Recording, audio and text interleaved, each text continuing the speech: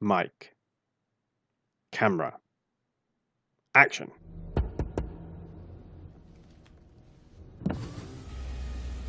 I'm so sorry. Can you help me? My tire. Sorry, I have an appointment. I don't like to be late. Well, would you rather be late or dead? You don't want to do this. Step out of the car.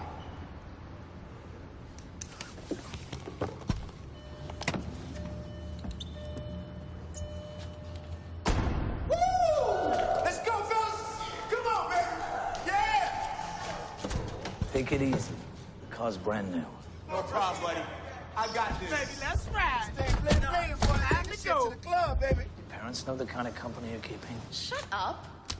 Dog, Hold up, man. What's up playing? this shit ain't working, man. It's coded. What's the code, man? I'm afraid I can't give you that. Well, I'm afraid we'll have to beat out you. What's the code? Get out of this car. Get out of the car, nigga. Come on, man. What you got for me, player? What you got? Kick your ass. Come on, baby. Hold on. Just came out of the dry cleaners.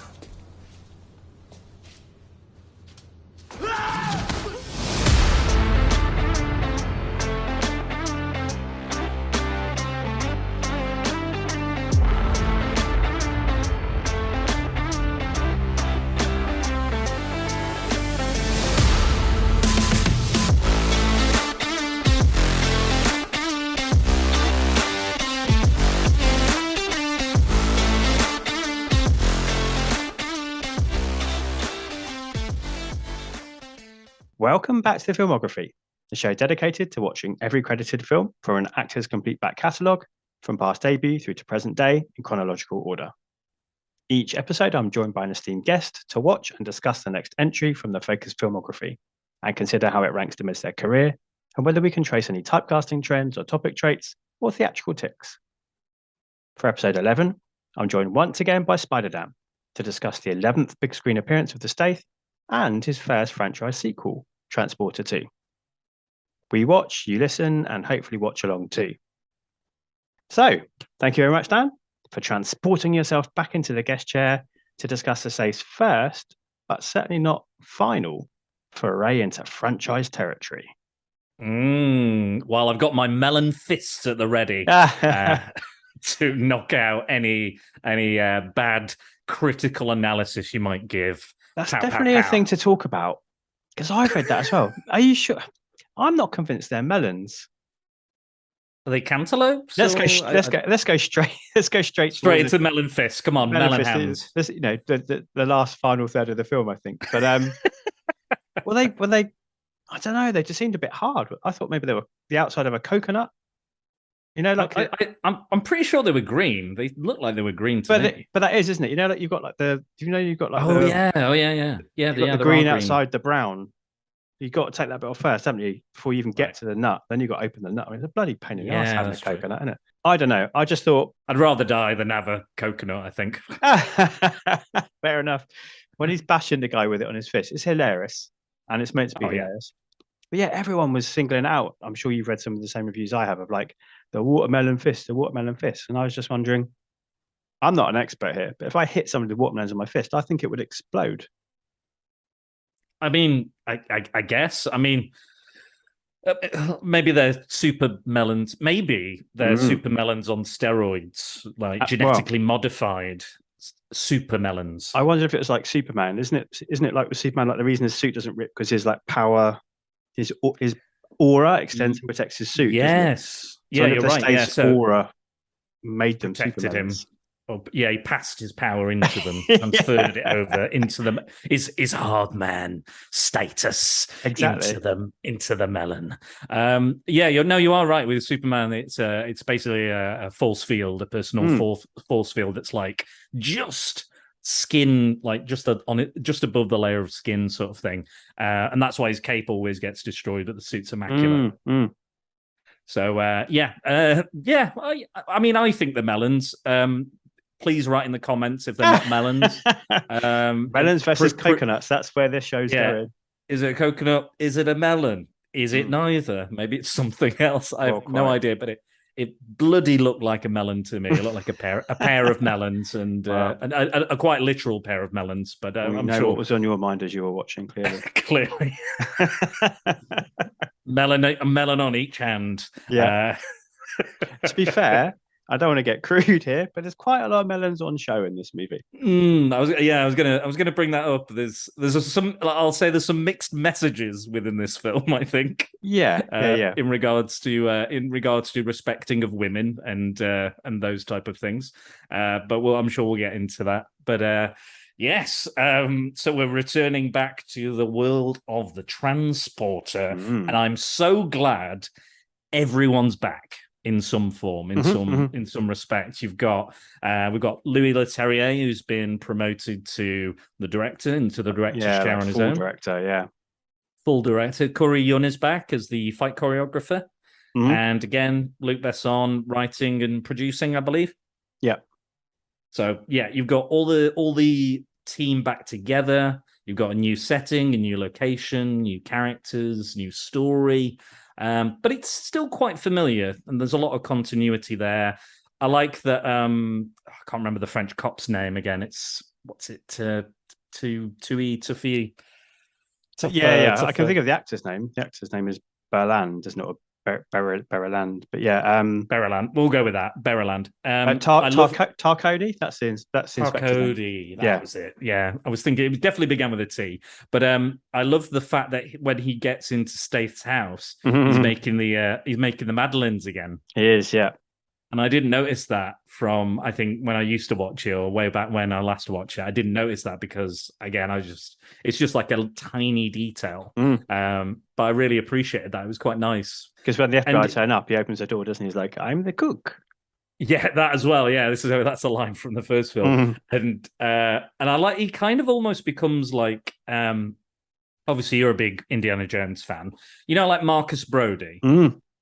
So in the first film, he's quite a serious guy. He's quite he's like, oh, and Indy, and the Ark of the Covenant. He's all very serious. And then you get to the third film, and he's an absolute clown. Yeah, it's a great reference. I hadn't thought of that. And in this one, I feel like they are slide. And again, we talked about it. Again, the influence on the first film with Indiana Jones, Bond, and everything. And I definitely see him going that way, where he's teaching them how to cook and stuff. And they're like, "You're in his house. How can you not know what's going on about this virus thing happening?" And he's, black ops and what have you. And I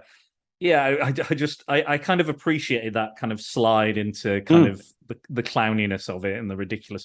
And I don't know how he got so good at computers, because there's one scene later on. There is one scene later on where Statham goes, or Frank goes, "I've got nothing. I've got no clues. I've got nothing. I don't even know what to do or where to go." And he's like, "Let me do it." And he literally goes on the computer for 2 seconds and finds out all the information about the head bad guy. Yeah. Name, address, like history. Absolutely. Yeah. He's incredible. The technology stuff in this is hilarious, because at one point you've got the Stath, I think, using an iPod. He downloads data onto his iPod, which he then plugs into a car charger, which then sends information to Tarconi in the police station, who gets it on his Nokia phone or whatever. Yeah, it's madness, the technology in this, but ludicrous. Of all the things to complain about, it kind of being fit. Ludicrous. Yeah, exactly. Yeah, let's not worry about that too much.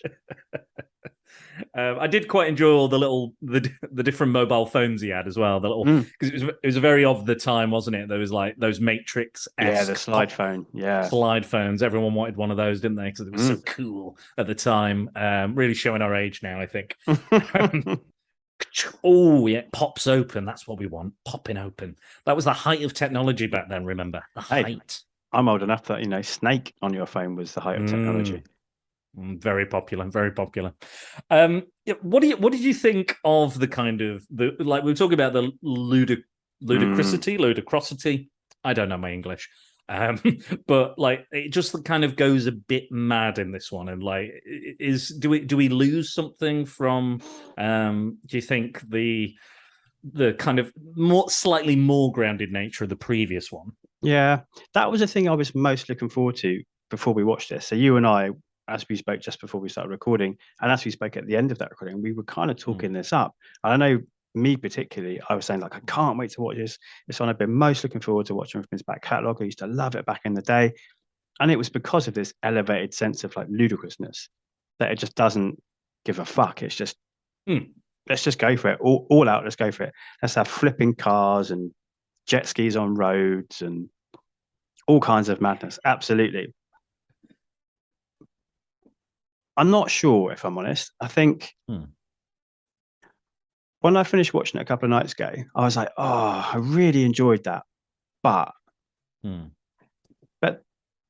but since then, my mind's kept going back to it and going back to like, oh, that bit's fucking cool, isn't it? Oh, that bit's silly, but I like it. Yeah. So it's kind of grown back again in my estimations over the days since I finished watching it. I felt a little deflated, if I'm honest. Not in a bad way. If you consider the first Transport has been 9 out of 10, which I would, I consider this to be 8 out of 10. Like this, it's pretty on a par. But I think the ludicrousness is good. I think it's actually the dryness of the story around it that is not as good. How did you feel about the 10? I think it kind of, I feel like it's almost a prototype for Crank. Yeah.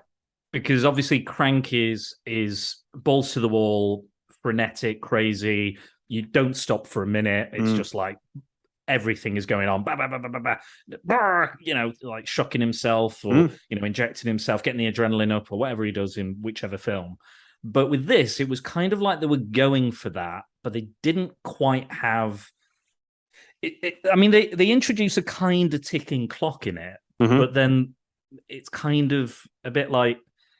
It's like the reverse of a ticking clock because they're like, oh, within 24 hours, that nobody else will get infected, but these people are infected. This small group of people who, again, are not Matthew Modine. Oh man, one of the original Jokers in cinema history. Jeff is a complete arsehole. Matthew Modine's Jeff. I mean, nothing likable about him at all. To quote Ria's favorite word, he's a cunt. He absolutely is, isn't he? It's really painful watching him in it. He goes for it. He's great at playing it, but yeah, he's so unlikable. And then at the end, spoilers if you've not seen the Transport 2, but at the end they're like, "Oh, we've made up now. We're fine. We're a happy family again." And I'm like, "No, you're not." And like Frank, I think, you know, I get what he's doing. He's obviously sacrificing his personal happiness because he wants the kid to be happy, the mum to be happy, and be the perfect nuclear family. But I actually think he probably would give them a good life, the kid and the mum. Agreed. And you know, he only drives. That's all he does. He only drives. I mean, in every film he doesn't only drive, but he does drive very well. Not like maybe I imagine his normal weekday is probably just a lot of driving. Sure, but yeah, just on the weekends he strips down and kicks ass and like I remember recognizing him and going, "Oh, it's Matthew Modine," and then Keith David, who I think is one of my favorite actors of all time. Yeah. Is in a very minor role in this. And again, he's giving it his all, but it's almost like those two roles are a bit thankless for actors of that quality and that you know, that well-known, you know, their famousness. Yeah, agreed. It was just a bit odd to see them there. I guess it was probably just to sell it in America, I imagine. I can see that, yeah, like getting a couple of names, so therefore they're not even. Are they on the poster? I'm not even sure if they are. But they're, like you say, they're within the credits. It's enough to say that they're in the movie, isn't it? It's just absolutely. One is playing completely nameless, faceless FBI guy, and one is playing complete douchebag, cuntless senator, douchebag, deadbeat dad guy. Yeah. And I will say this about the film as well: the plot again is very thin. But I think it's even thinner than the previous one because you don't actually find out what Matthew Modine does until like the third act, I don't think.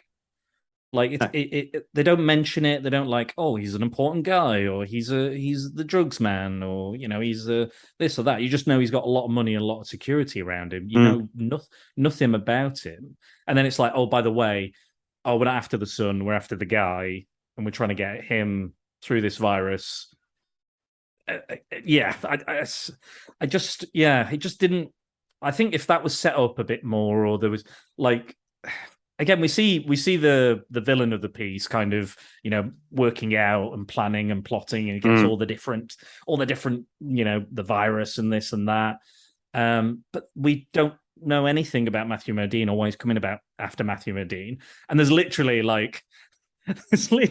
line in this where he goes, "What is it you don't understand? What can you not work out?" And he's like, and Frank's like, "I just don't know why you did it. I don't know."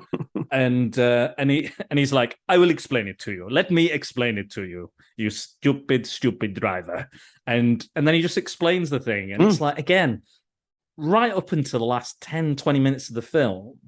And I'm like, I don't mind a film that doesn't tell me everything and shows me a lot. And, there's at least a breadcrumb like Crank, just to get you through that story, or like Hardcore Henry or something like that. If there was a bit more of that, then I would. But it seems that they focus a bit more on the relationship, which is not bad. And I think it is a good thing, but I needed just a little bit more like, what the fuck is going on in this world and why is it so important? But I think all the personal stuff is set up and performed really well. But it's just the plot just didn't grab me as much as I remembered. Again, like you said, like my friend watched it with me and he was like, "This is the most convoluted plan of a villain I've ever seen. Like, go and jab the kid. He's got this virus. He's going to jab the kid. It's a designer virus that only works for 24 hours. Whoever's near them, just whoever they breathe on, isn't it?" Yeah, and he's like, and that's the thing. That's the thing that annoyed me as well. He was just like, breathe, breathe, breathe. Yes, breathe. I was just like, okay, I get what you're doing. I did quite like the idea of him having the antivirus entirely in his body. I thought that was quite clever. And I think I also remember, like, again, this is the Mandela effect, I guess, because you're remembering things that aren't in the film. But like, they set him up. They set him up at the beginning, like I said in the last film. He's not really got a level pegging villain. It's not an equal fight. It's just this dude. And then in this one, they're showing him doing kendo and doing these mad leaps. And he's like surrounded by 6 guys, isn't he? Like beats them all up, and yeah. So you're thinking, right? He's a match for Stath. He can, he could kick his ass, and he's at least going to get a pipe or a sword or something, and you're going to have that kick-ass thing. And actually, you don't. You just get them thrown around in an airplane, and he doesn't really do all that much. No, agreed. And Stath doesn't really do that much because he knows he's got to keep him alive.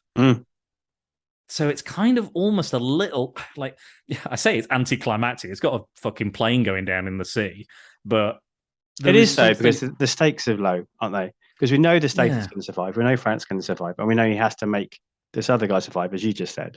I agree. The stakes are really low. Yeah, and again, we know the kid's okay because he's already been cured. So and we don't care about the dad.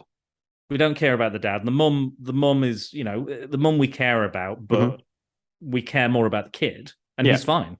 Yeah. So we know he's going to survive. Yeah. So there's stories all over the place, but you're right. I mean, essentially, it's there to hang some really cool stunts off, isn't it? But I think absolutely what they tried to do was, as you said, there's a couple of things I think this particularly references or apes, or I'm going to say tries to outdo. There's that one particular action scene where the Stath, I think it's after the doctor's surgery. Yeah. And he does a few different things in like a really short span of time. He like dodges bullets, just like Neo. He then like leaps down, I think, from the doctor's surgery and lands on the floor and does like a superhero pose. And then he like straightens up his suit and is like brushes off like Bond. It felt to me like there was a real like, well, anything Neo can do, anything. I know this is early for superheroes, but 2005, we've had, Sam Raimi Spider-Man, we've had the first Fantastic Four. We're starting to get them coming through, aren't we? Daredevil, that was one. Oh yeah, of course, yeah. We'd had the Ben Affleck Daredevil, yeah. So I don't know. It felt like there was a little bit of like one-upmanship there, and I think maybe that's where, well, we've ended up now, isn't it, with all action movies? That little bit of like over the top, super kind of heroic stuff by normal guys is creeping in here compared to the first one, where he is much more of a badass, but he does kind of get hurt and he gets bashed around a bit. Whereas this one, he's seemingly indestructible, as you said, including a plane crashing into the sea, and he's just like, all right, now I'm going to swim to the surface with this guy. Yeah, I still love it. I still think it's great. It's a Looney Tunes cartoon, really, isn't it? Yeah, It's what it is. Yeah, absolutely. Yeah, you've got the over the top, crazy violence. Maybe as well, like Stallone and Statham. I think have kind of mostly said they're not into the superhero film or the genres, but fucking like I can't stand people that slag it off and then somebody offers them a bit of money. Stallone's really fucking bad for it. I like Stallone, don't get me wrong, but he's like, I hate superhero movies. They're stupid. Come and watch Expendables. It's better. It's great. It's got all these people in. Da da da da da. Then he does Bullet to the Head, which is a comic book movie. Then he does Guardians of the Galaxy Volume 2, which is a comic book movie and a superhero movie. I think there's a couple of more things he's done. Let's not forget he was Judge Dredd. Yeah, he's Judge Dredd, obviously, yeah, and that went down so well. And there's a few other things. And right now, at this moment, he has a new superhero film coming out on Amazon called The Samaritan. And I'm like, mate, you've literally like I don't mind if you have an opinion and stuff, but when you just easily just go back on it, I just think, come on, like Scorsese was like, Netflix is the worst model ever. I'll never ever sign up to Netflix. Oh, nobody's buying The Irishman. Oh, fuck. What am I going to do? And Netflix come in and go, oh, you're right, Martin. Oh, no one buying your film. Do you want to come over to Netflix? Netflix is the greatest thing of all time. Yeah. You know, and it's the same with all this. But it is. Again, it's just that's probably why Stath hasn't done any of that sort of stuff. And that's fine. If that's, fair enough, fair play. Like, he's kind of stuck to his word, I think. I don't know if he said this, to be honest. But I think his is practical over CGI, isn't it? I think it's his bugbear. I think it's practical and stunt work over green screen and CGI, I think is his thing. Yeah. So that's probably why he's avoided it. Stallone was King Shark, wasn't he, as well? In fucking hell, I knew there was another one. I knew there was another one. See, he's doing it anyway. I'm not here to slag off Stallone, but no. I'm with you. Like, I mean, I love Stallone as well. I mean, Rocky is literally my all-time favorite movies and all-time favorite franchises, as well as many other things. And we're going to be talking about him loads when we get to Expendables. But absolutely, yeah. Hypocrite is definitely comes to mind. Anyway, let's get back to the Stath. Do you want to go over the plot of what there is? Well, we've kind of done it, haven't we? So I do like it because the film starts and he has like this one mini action scene, doesn't he, where he fights off these carjackers, and it's literally like one kick takes them all down, and he drives off, and we think, oh, he's off on his first transporter mission, and it turns out he's picking up a kid from school. I love that. I love that bait and switch. Absolutely, it's clever, isn't it? But also a little bit of you. I remember the first time I watched it, a little bit of my heart kind of, oh no, it's they're doing the whole kid sidekick thing. But I think that this is one of those occasions we talk about so often on podcasts, like one line of dialogue fixes things, and they do it here. They're that one line of dialogue. Oh yeah, I'm just filling in for a mate for a month, because he wouldn't do this job, but that's fine. So that's now fixed. And then I think once we kick into that, as you said, the overarching plot, we've done it really, haven't we? Yeah. Like some sort of mob gang, South American somewhere guy, he's been hired, we don't know by who, wants to get the virus to this senator who's overseeing anti-drug DEA stuff. I think some sort of he wants them all to get poisoned, doesn't he, at the conference? So if they're all dead, then this new initiative they're going to put into place that's going to stop drugs coming into America can't go ahead, which it definitely could still go ahead. But that's the plot, isn't it? Wouldn't he just get replaced by somebody else? You would have thought so, wouldn't they all just? And also, like you mentioned about the virus, like we know the kid's safe and that's fine. We're all on board for that. He's actually a pretty decent little kid actor, to be fair. Yeah, I'll give him that. And then, as you said, we want the mum to survive because she seems like a good mum and puts her kid before anything else. So we're on side with that. She fancies the Stath. I mean, fair enough. She's only human. But we don't care about the dad. But also, what about all these other people? We see him turn up to the conference and he's now got this virus.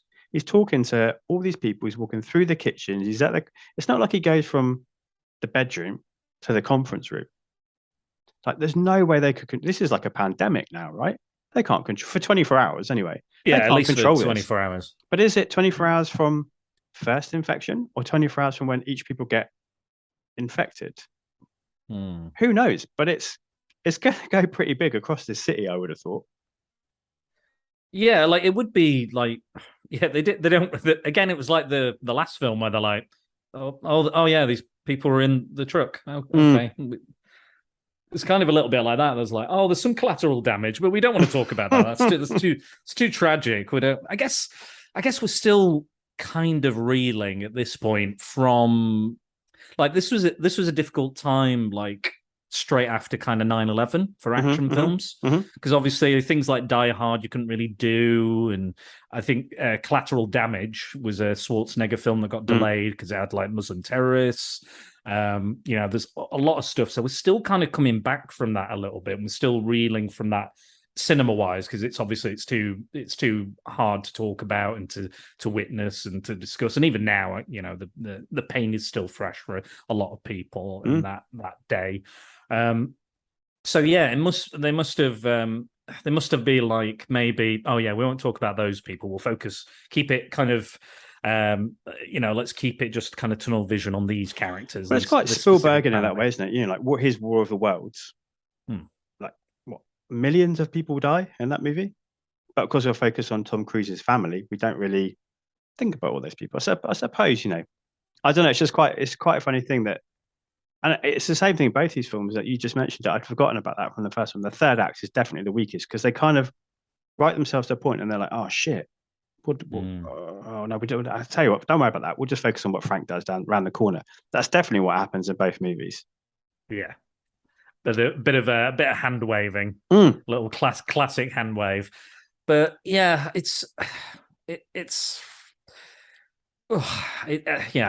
think it's, again, they've gone, oh, what about this? And oh, what about this? And oh, what about this? And everyone's gone, yes, like it. And then they go, oh yeah, we've got to kind of acknowledge that a little bit, sort of. And again, they just literally, like I said in the previous podcast, with the truck of all the, all the traffic people in, they literally don't cut to them. We don't see them. They don't reference them. The only thing is they go, oh yeah, there's some people in those trucks. Oh shit. And then we only see them at the end. And I think there was a touching bit in this as well. I think towards the end, I think there was something else. It wasn't the bit in the hospital bed, but there was something else that was kind of, I think it might have been the bit where the mum runs in to grab the boy. And everyone's like, no. Oh, they think it's like a bomb in the truck, don't they? Yeah. And the bomb robot malfunctions. That's right. And she runs to open the door. She's like, forget about this. I'm going to save him. Can't believe that fucking robot. Yeah, again, like weird plot point. It's really weird. Isn't it? Was that a thing that was going on at the time as well? That bomb robots were malfunctioning? I don't know. But yeah, and it's almost like, and it was that one thing where no one goes to grab. Everyone seems to go to grab her, Matthew Modine and Keith David, but everybody else is like they grab them. It's almost like one police officer, one finger of Matthew Modine. No, you will not go. That's enough to hold him back. Yeah, definitely. And they're like, oh, she's not important. She's not with the DEA, so we can let her blow up. And it's fine. It's fine. It's true. Yeah. On that virus, just one last thing. There is one shot, isn't there, of Matthew Modine's character's like assistant, like he collapses down to the ground. So they do acknowledge within the movie that this is going to have a wider effect on people. But I guess they just don't want to go down that road. That route. Yeah. I guess you kind of see it a little bit because you see in the virus lab, if you will, you see people on like life support and stuff, people they've infected, like homeless people or something. So I guess there is that element of it, but I guess they don't want to focus on it because it's like, that's not what fun action movies do. No. We don't focus on dark, depressing shit. We want to focus on melon fists and other stuff. Wow, you say melon fists.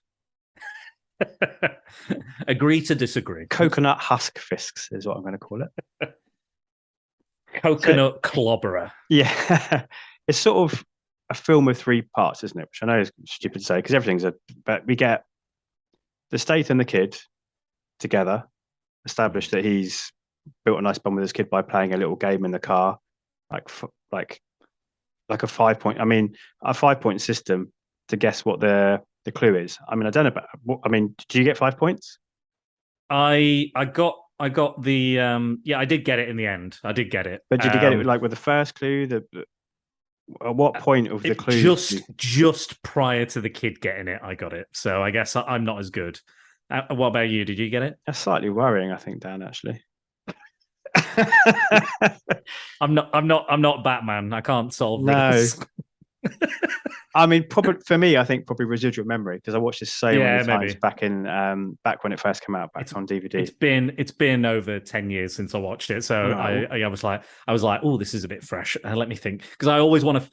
It's kind of weird. There's things in movies where it happens, and I'm like, I wonder if I could do that. You know, like in Indiana Jones, where it's like, close your eyes, Marion. I'm always like, I wonder if I could close my eyes. And then for some stupid reason, I start closing my eyes as I'm watching the film. I'm like, let me see if I can close my eyes for this one. I'm like, Dan, you're watching a film. It's like, it's when Cyclops takes off his visor in X-Men, they're like, don't open your eyes. And I'm like, I wonder if I could close my eyes for how long? It's the exact same thing. And I don't know why I do it, but every time I'm like, let me try. I think I can do that. I think we found a new level for you, mate. Can I close my eyes? I mean, I can answer for you. You definitely can. The fact that you're questioning yourself. In that moment, in that tense scene, could I do it? I know I can do it, but I want to test whether I can do it while watching the film, missing half of it. I don't know why. It's just, again, it's that's my intelligence level. So you've got a good idea of where I am. Now I'm surprised you got those clues at all, if I'm honest. I'm shocked. Personally, I am shocked. But when there is like a Riddler thing, I'm always like, oh, can I figure out the riddle? And there's always the odd one I can do. I'm like, oh yeah, I got it. I'm really proud of myself. But really, it's not that impressive at all. It's just impressive to me. I'm impressed. I'm impressed that you can get any of them at all, because they're most of the time they're not meant to be solvable, are they? That's the whole point of them. Yeah, of course. Yeah. They're a bit cryptic, a lot of them and stuff. But I'm not sure Frank's is up to the level of the Riddler, if I'm honest. But no, probably not. I didn't get the last one. I didn't get the kid's riddle. He's like the potato one. Oh, that's right. Yeah, no, I didn't get that either. I'll be honest. At that point, I was like, I don't care. No, I'm not bothered. Neither did Frank. It was just too easy for him. There's potato in it. But yeah. So that first third is establishing him. He's now in Miami, isn't he? He's doing this job for a little bit. He's bonding with the kid. The mum clearly likes him. She's been separated from Matthew Modine for a year, I think. So can we get this line? What it was? Yeah, just to make sure it's okay that she's being a bit flirty. And then we get kidnapping, don't we, for the second third. Stath trying to track the kid down. And as you said, eventually they return him because they've got this whole other plan going on. And then third is trying to stop the virus, isn't it? So it's really much like a three kind of acts, three kind of little mini stories in one. What bit worked the best for you, do you reckon? The middle section, because I think that's where most of the action scenes are. I felt a bit more like there was the ticking clock, because the kid is still in danger. During the second act, the kid is still in danger, like of being killed or stabbed and whatever, and injected, obviously, with this thing. So, even if they don't explicitly tell you, it's kind of heavily implied that they're using a virus. They were there to inject him with something. What's going on? But yeah, you get all the best parts of the film, I think, within that section. You get the jet ski. You get the amazing moment. Yeah, you get the garage thing. You get the bit in the garage. You get the bomb on the car. And all this and like that. When she gets in the car as well, you've got that moment where he's driving through the skyscraper and stuff. And yeah, just all of that. I mean, the Doctors is kind of, I guess, just tail end of the first act, isn't it? Yeah. I think that's the way it's like, right, now we're going and full steam ahead. But yeah, I think the middle is gangbusters, and you also get the melon fists, hashtag coconut clobberer. And you get that boat falling on that guy. Oh yeah, amazing. And yeah, some great stuff. You know what I did miss? You know, they've obviously changed what they want to do. That I think we've talked about it a little bit you know, in messaging and just before we talked that I think there's a couple of films that have heavily influenced this. I think Man on Fire, just because it's got a child in it and the cinematography looks exactly the same, and I think because they're in Miami, and you were saying Michael Bay, and I was like, oh god, yeah, it is Bad Boys 2. It is that. And you know, shit just got real when the kid gets kidnapped, and you know, and it goes off. And I think there's something they kind of lose because obviously everything goes up a level. And I think you were saying something about kind of the intimacy and the kind of more slightly more realistic approach. And I spoke last time about we get that nice reference to the grease fight where the guy grabs him and he's got a greasy arm and it slides off. And I was like, that's a nice little nod as well. There's some nice little like Easter eggs if you're paying attention, which I appreciated. And I think we lose something of that close quarters combat. Agreed. Yeah. Which I fucking loved that in the first one. I thought the closest we get is where he goes down into the garage. And I did quite like, you know, in like these martial art films where they're like, why don't someone just shoot him? Why don't someone just shoot him? Yeah, I know. And I love that again, like you said, a line of dialogue, you know, clues us in and explains it. And they go, oh, I'm run out. Oh, I'm out too. I'm out of ammo. And they're like, where's all the ammo?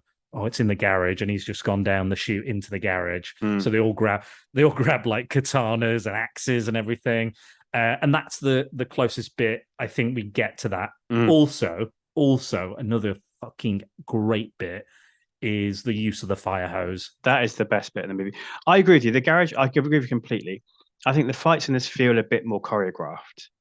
Yeah. They feel a bit more stagey. Even the Stath stuff, I think he's trying, but something's a little off. I don't know why.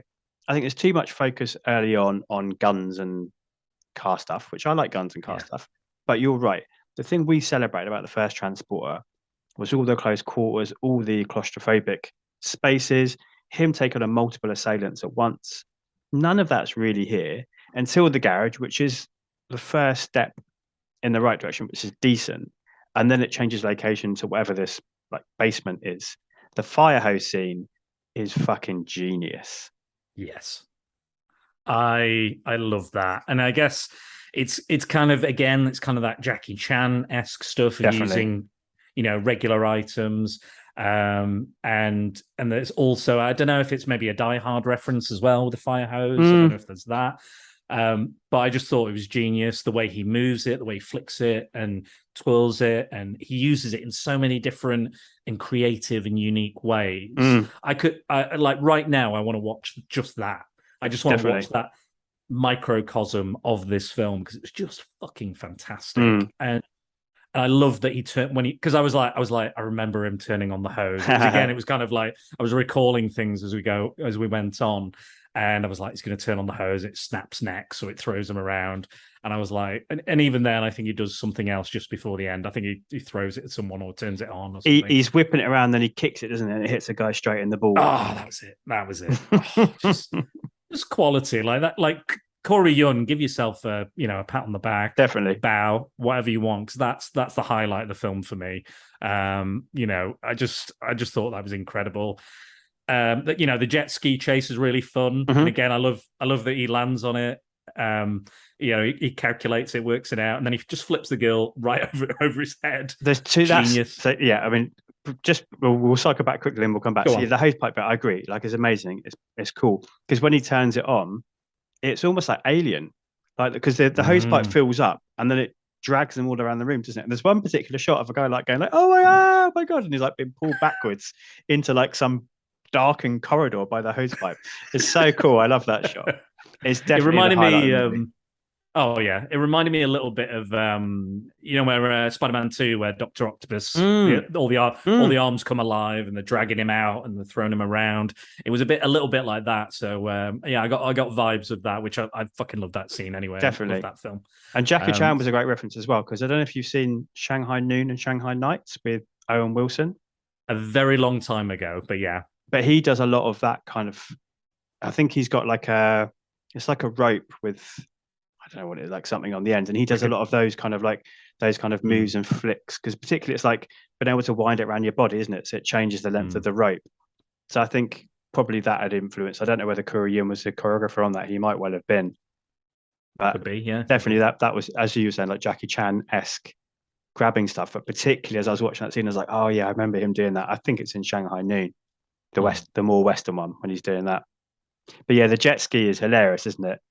Because Yeah. Jason Fleming is old mucker from Lock Stock. I was going to say a reunion. Yeah, he's like the chief doctor bad guy, isn't he? And he's managed to escape him somehow. I don't know, like for a little kind of foot chase, wasn't it? Not sure how Fleming gets away from Stath. Totally unbelievable. But he's on the back of like a bus, isn't he? So as you said, like Stath jumps down into a jet ski and he flips the woman over. Just that bit itself is hilarious. Like a little kind of suplex, isn't it? Like suplexes over his head. But so she lands on the back of the jet ski and then he's off. And then the boyfriend's like, what are you doing, mate? And he's chasing after him. And we get a cool chase, don't we, where the Stath sees the boyfriend coming behind him. So he cuts through the crest of a wave to make the boyfriend crash. Totally unnecessary, but I love it. But it's when he jumps the jet ski, as you said, he works out the trajectory, doesn't he? Jumps onto the road, the jet ski like grinds along the gravel, and he jumps onto the back of the bus, doesn't he? But what I love, and I'm sure you felt the same, was the cut back to the woman on the jet ski. And she was like, oh my God, he's so sexy. That's all her face and her body was saying, was like, what a guy, he's so sexy. And she just left on that jet ski in the middle of the road, just in awe of the Stath, and as she should be, as we all were in that moment. But that poor boyfriend doesn't stand a chance in hell now, does he? God. And Fleming's like stereotypical accent just made me laugh. He was like, "Oh, I am a Russian doctor. Hello. You gonna take a virus. You gonna get a virus, kid. Yes, I have a lollipop. I'll give you a shot." And I was just like, wow, he's really going to town on that. Like really stereotypically. But I kind of enjoyed it because again it's that ludicrousness of the film and you know, just that heightened reality. So I didn't mind it. I quite enjoyed having him back and with the Stath and stuff. And I thought it was the only issue I had with his part in it was so Stath goes back to the doctors to check what the virus was that was going to be injected, and then it gets broken by some cops, I think, and or DEA agents, whoever it is, FBI. And then he's like, oh, fuck, can't use it, can't work it out. And then he takes some H2O vial syringe. But it doesn't look anything like the other syringe. Like, it looks nothing like it. It's not even the same color. It's not got this, like, yellow tinge to it. It's not got the little bulbous bit. You know, it just like even in a stressful moment like that, I don't think I would have been convinced. Like, I thought he was going to add some like food coloring or something like orange juice or something to it. Well, we know he likes to steal Orangina. I was going to say, yeah, he does like his Orangina. I mean, it did kind of look like a bottle of Orangina. The syringe. It's got that big bulbous bottom. Yeah, that was the only bit. I like the idea of it. I like the idea of him being injected in, like, and he's like, "No, there is 2 shots for us," you know, and all that. He tricks him to he's following him back to where you said the before, lab, the lab where they're doing the experiments, isn't he? Yeah, yeah. I thought that was good. It's just that I didn't believe that syringe looked anything like the previous syringe. It was a bit too sci-fi, I think, that syringe. But yeah, that was the only thing I didn't really buy with that. Whilst speaking of accents, because you know we're talking about Fleming's accent. Oh yeah. What about the Stath's accent in this one? Where are we at in terms of his attempts at American for you in this film? I think he's toned it down. It's definitely toned it down, but it's still there a bit, isn't it? It is there. I mean, it's still the same character. He's still got the same history, but he's definitely, I think he's phasing it out slowly. That's the perfect way to phrase it. I mean, I think that's maybe being polite. I feel like he just went halfway through. I can't give a fuck doing this anymore. because we know they film out of sequence. You know, that's just what happens on a film set. At times it's a bit stronger. At times, as you said, it feels phased out. At times it's just not there at all. But it's depending on what scene in the movie, it is all over the place. Yeah, I don't think I paid attention that much in this one because obviously there's quite a lot going on. But yeah, it didn't bother me quite as much. But I do have the feeling that he's going, just maybe not this anymore. And soon it will be gone forever. Exactly, and we'll raise a toast to when it's gone. But it didn't bother me quite as much as the last film, I think. Yeah. I mean, I was looking out for it, to be fair, because I want. Of course, I thought, like, fair enough. Because I like your phrasing of phasing out, because I was aware this is that kind of stage where it feels like somebody said to him, "Just don't bother, just don't bother." Because Ria and I were talking on cellular on the last one about, like, he's still trying, but, like, why? Just write a line in about how it's okay. Like, he came over here to later in life or something. Jean-Claude Van Damme always gets a fucking line Arnie, about how he's even Arnie to a lesser degree, but like Jean-Claude always gets something like, "I was French, but I was born to an American woman," or "There was two Americans and we lived in France for a while." Double Impact's the best one for that, because obviously they're twins that get separated. Sorry, people, spoilers for Double Impact. But one is raised in France and one is raised in America. Yeah, they both have the same Belgian accent. It's very strange. I always remember that line from Hard Target, and I always thought it was fucking ridiculous. And he's like, Chance Devereaux, what a name. And he's like, "How did you get that name?" He's like, "My mama took one." Yeah. I was like, what does that even mean? What does that even mean? But yeah, that's just quality kind of JCVD stuff, I guess. It's not something that directly I thought about, or I was like, right, full focus, what's going on? I was going to say, I can see where Louis Leterrier's kind of chase sequences from The Incredible Hulk kind of come from. Because I think, again, the chase sequences, like we were saying, are the best bit in the film. And obviously he's gone, let's do that, but in the favelas of Brazil. Let's go crazy there and just have Bruce Banner running until the inevitable happens. But yes, I think that's great. I also liked when they put the bomb on the car. Yeah. So obviously, last film, he falls for it and almost dies. This film, it's not fucking happening. No way. and it's I wanted to call this as we like to talk about Chekhov's gun. This is Chekhov's crane. As we see as he drives in, you see this big dangling crane, and I'm like, I remember now. I remember, and. I will say another thing for this: the CGI doesn't hold up as well, and they use a lot of it. I think there is. I wouldn't say there's an over reliance on it, but they definitely go, "Ooh, look at this toy," and there's a bit of that. There's three key moments. There is the flipping car, where he, as you said, he drives and because the car's put on the underneath, isn't it? So he uses a ramp and he spins the car and perfectly times it so the crane takes the bomb off the bottom. That's really bad CGI. There's the bit, is it slightly before, when Kate Norton's character, I can't remember what her name is. What's the female villain's name? Oh, I couldn't tell you. No. Well, when she's been in the car with him, with the boy, get after the doctor's office, when they've gone back to the house and he realizes he's going to have to give him up to the bad guys. When she's in the car and he does that big jump from like one multi-story car park to another. That's bad. And then the helicopter explosion is particularly awful.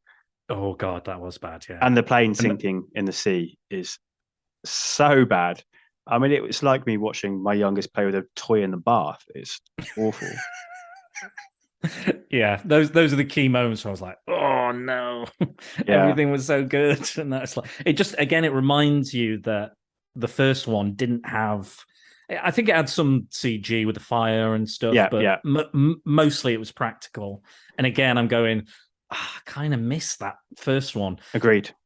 I'll be interested to hear what Tony says about it, because he said on my Shakespeare podcast, which I think will be out by the time this is out, he was saying that he loved the second one. He found out by rewatching the first one. He was like, oh no, it's the second one I really liked. So I'd be interested to see what he has to say when he rewatches this for the podcast, as I know he will. But yeah, that was just. Again, like, it's just a brand new toy, isn't it? It's a new play set. It's a new location.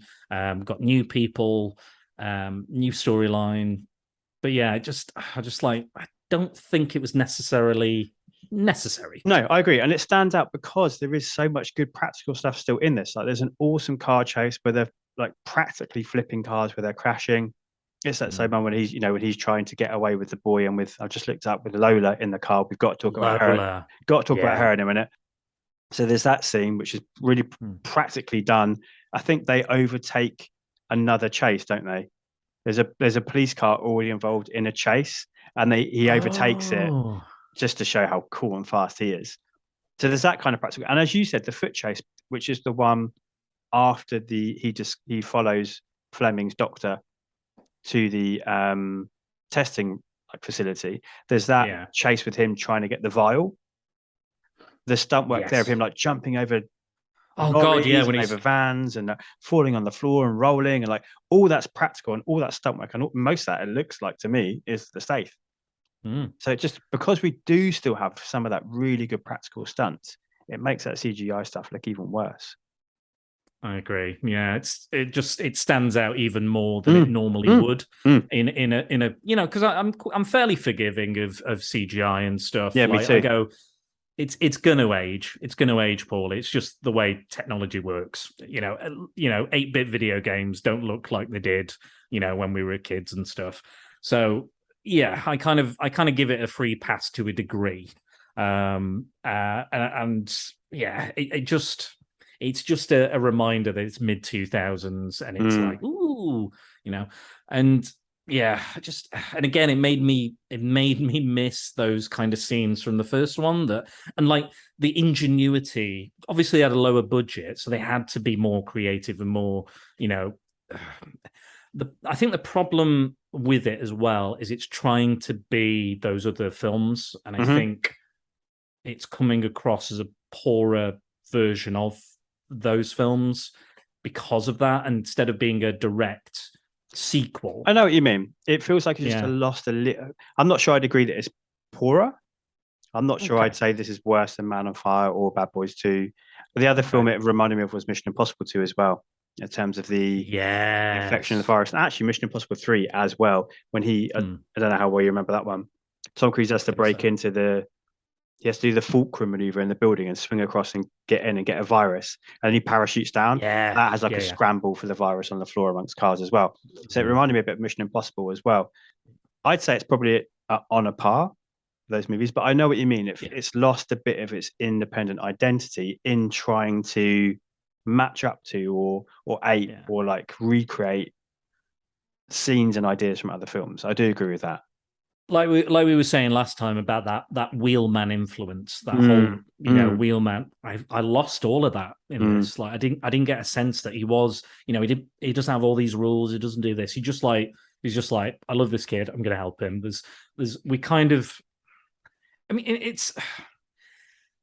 We don't get as much character stuff with him as well. And I think actually he was really good at that in the first Transporter. I think those are some really good, minus the wobbly accent. I think those scenes worked, the romance worked, and I think the romance stuff in this actually kind of works as well. And him kind of respecting the wife gets drunk and comes to see him, and he turns her down, which I thought I was like, in any other action film, he would just fucking bang her. Yeah. He would. That's just, and especially at that time of these films coming out, it would just be like, oh, he just has sex with her. It's like, oh, it's a different, another, just builds that connection between the kid and him and the wife. But with this, I quite enjoyed that he was like, no, you're drunk. I respect you. I think he has a really good line, doesn't he? She says like, is it me? And he's like, no, it's me. She's like, like my principles and my rules mean I won't take advantage of you. Like, but you're right. That's like it's a character moment for him. Yeah. Yeah. And I think that's the only kind of, apart from the stuff with the kid and the quiz and the riddles rather, after that, it's kind of just like, right, we're off. It's pretty relentless, isn't it? Yeah. It doesn't really stop. I agree with you. And I'm just going to play devil's advocate a little bit. I guess he's not being the transporter in this movie, is he? He's kind of like on a busman's holiday, I suppose. So he's not transporting according to his usual three rules. We're all going on a summer holiday. Because obviously the film ends with him getting a phone call like, oh, I'm looking for a transporter. And he's like, okay, I'm in. So, we're being set up that the rules are going to come back. So I agree with you. And I think the film Sure. loses something for not having that element to his character. But I guess because of the setup of this movie, I see why that's been pulled back a little bit to its detriment. To its detriment. But I think Yeah. I can explain why that aspect of his character is not as prevalent here. Yeah. Yeah. Well, yeah. I think I agree with you definitely, but I think that was such a big part of that first film, just such a big part of his identity.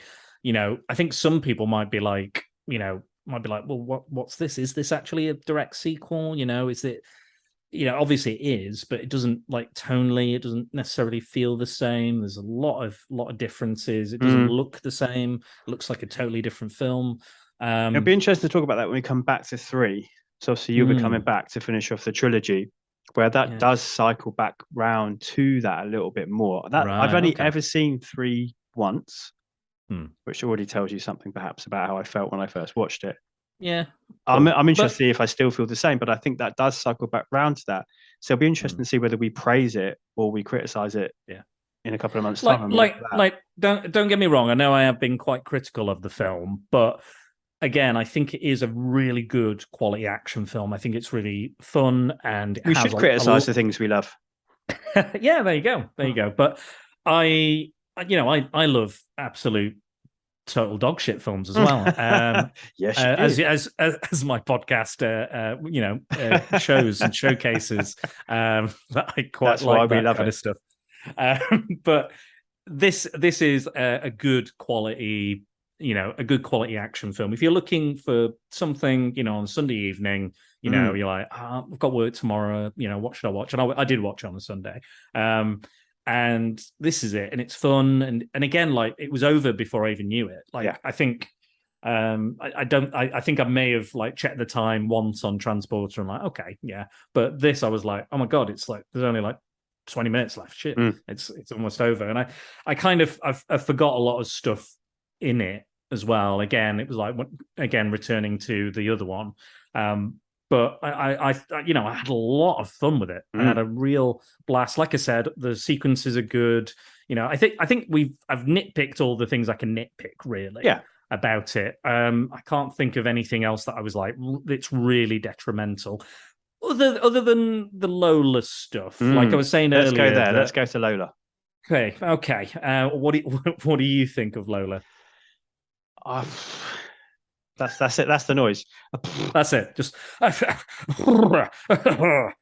I just don't know, because I think she owns the performance. I don't think she's a particularly good actress, but I think she owns the character she's playing. And I think the way that she's depicted it is a woman owning who she wants to be in this world of men. However, it does still have that leery Michael Bay. I feel sorry. I know I'm not the only, but all of us always use Michael Bay as our objectification figure, but he's put himself in that position. It does have that leery objectification feel to it, the way the camera lingers on her. But I think the character is aware of that and is using that as part of her power. I don't know. I'm a middle-aged white man, as you are, not quite as middle-aged as I am. You're a. I don't know.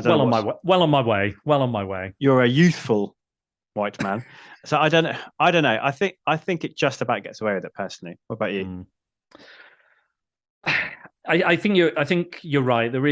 She's got the character down and understands the character, gets the motivation, and she holds herself. I think is the best way. She carries herself in the right way. I believe that about it. She's got presence, I think is the best term for it. She has character presence, but yeah, I don't think she's definitely not the strongest actor in the film, but kind of she is quite memorable for obvious reasons.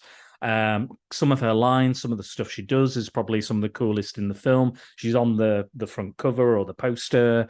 And I did remember, I was like, it's almost like a Japanese video game, the kind of way she's dressed almost.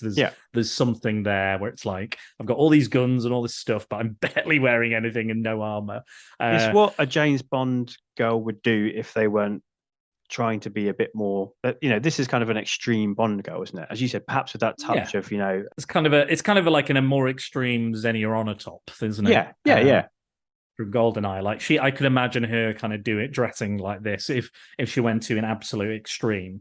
But yeah, I think, I don't know, it is kind of a mixed message because again we've got that lovely scene where he's like, no, I respect women. But then again, you could argue that she didn't choose her own costume. This is a writer's choice, a director's choice, producer's choice. If she chose her own outfit, the actress, then I think I would be on board. I don't know if she did. If she did, fair play. I'll go, yeah, that's ownership of your own body. Wear whatever the fuck you want. No judgment. But I think maybe what they're trying to say, I think obviously now it would be done better and a bit more classy, and there'd be a bit more talk and discussion over it. I think they were just like, we need a really sexy girl, and we need to wear very little, and we need to be cool and sexy, and because she's a bit grungy as well, which I quite enjoy. She's like a grungy. She's like Avril Lavigne with a pixie cut. Yeah, I quite like that aspect to her as well, and I like that she goes after what she wants. She says exactly what she thinks. She licks Stath because she thinks he's I was going to talk about that bit because again, like you were saying, these kind of mixed messages, and I think I'll take it on board because again, with Amber Valletta, the actress, the mother character, there's those mixed messages with her too, because when we're first introduced to her, she's leaning into the car to talk to the Stath, and it's all a bit breasty, like the angle of the camera, and I know that's potentially what he'd be seeing, and we could argue she's doing that on purpose because she's been flayed, but again, we had that one moment in the first transport, and we said the camera lingered up her body when they just come out of like the water, didn't we? And then we objectified the Stath afterwards, and we said, okay, that's all right. So again, it's these mixed messages, because that scene when she licks the Stath is very much her, as you said, like objectifying him and like wanting to be with him and using her sexuality against him. I think I read that he didn't know that was going to happen. He was a little bit taken aback in that moment, which is great because that fits the scene and fits that character that he's been made to feel uncomfortable.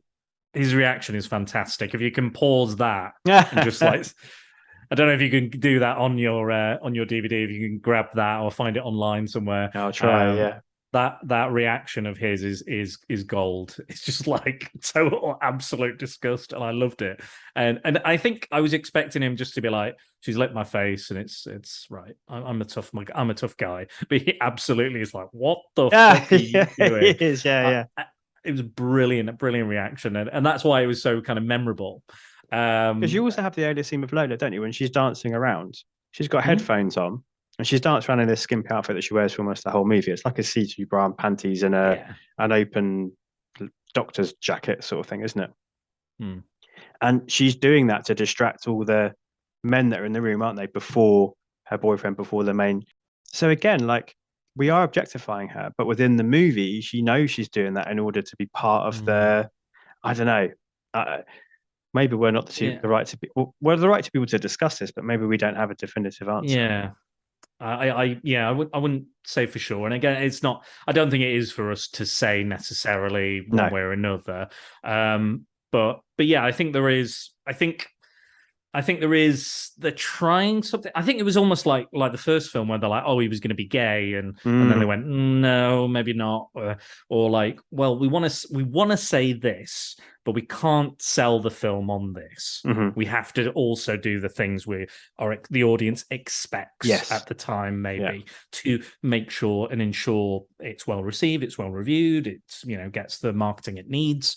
So there is that. And I think that comes into a play with a lot of films. A lot of films that I've covered as well is like the decisions they make are to get the most kind of popular reaction. And, if they're going to be more controversial, they're going to go all the way with it to get that reaction. And any publicity is good publicity. So yeah, there is that to it. She's very memorable, isn't she? As a presence on screen. Oh, absolutely. Yeah. The actress and the character is very memorable until I don't really know who came up with this decision in the kind of final face-off between the Stath between Frank and her.